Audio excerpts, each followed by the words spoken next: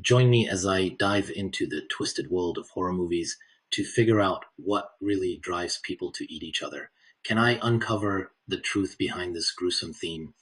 Stick around, because the answer might be darker than you think. Cannibalism is a staple of the horror genre, and it's undeniable that it holds a certain fascination for audiences. But have you ever wondered why? Why do filmmakers keep coming back to this taboo? And why do we, as viewers, keep watching?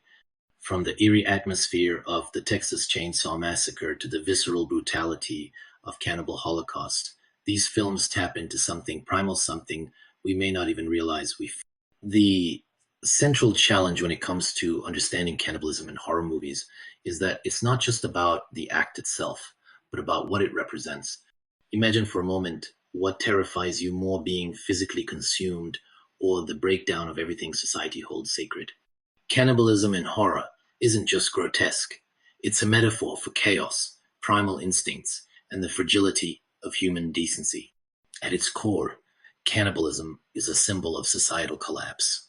When the rules that govern us disintegrate, we're left with a world driven by survival and desperation.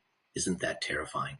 It forces us to ask, in the right circumstances, could we also lose ourselves to the darkness?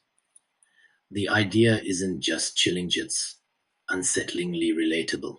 Filmmakers use this theme to shine a light on broader societal fears. What happens when unchecked capitalism or environmental destruction pushes us to the edge? Movies like The Road and The Descent paint horrifying pictures of survival at its most desperate, where the moral lines blur and characters confront the unthinkable. Are these fictional stories or chilling reflections of what could happen?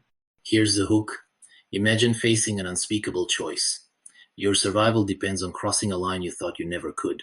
That's what makes films like these stick with us long after the credits roll. They force us to confront the darkness within ourselves.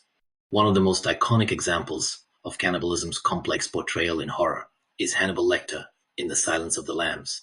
On the surface, he's a monster, a predator who consumes his victims.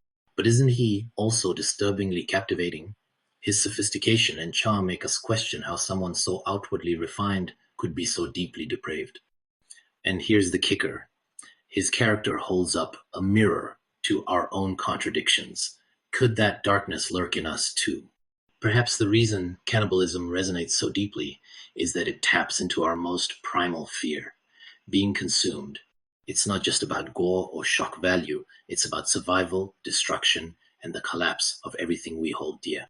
Whether it's by the natural world, by others, or even by our own darker impulses, the fear of being devoured is universal.